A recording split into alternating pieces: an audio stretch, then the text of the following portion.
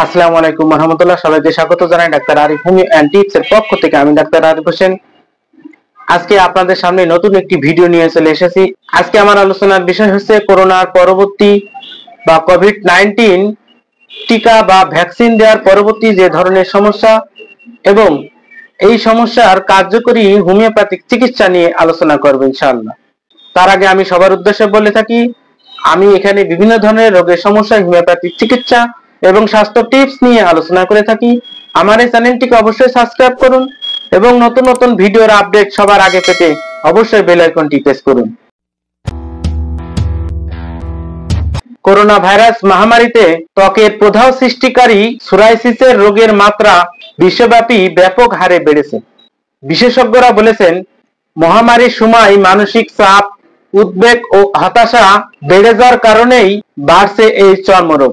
দেহের রোগ প্রতিরোধ ব্যবস্থা অতিমাত্রায় নিষ্ক্রিয় হলে মানুষ সোরাইসিসে আক্রান্ত হতে পারে।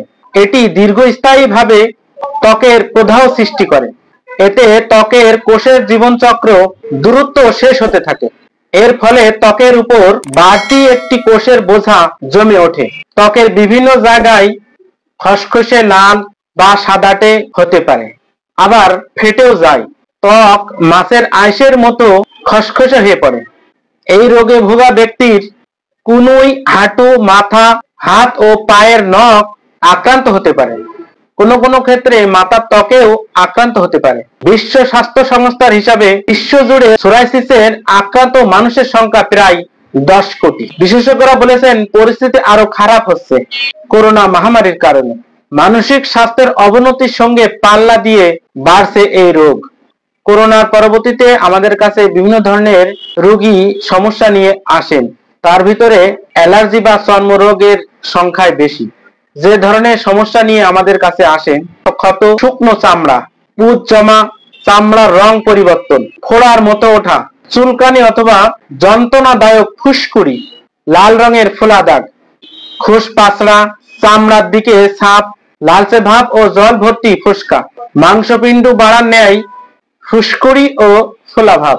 এই ধরনের সমস্যায় কি কি ওষুধ আছে সেই বিষয় নিয়ে আলোচনা করব।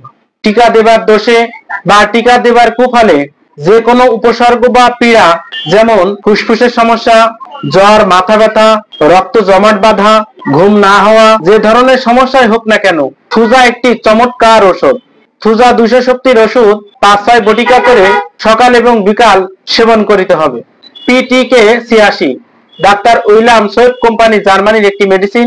20 ml এর একটি ড্রপস 10 ফোঁটা করে 3 বার সামান্য পানি সহ সেবন করিতে হবে।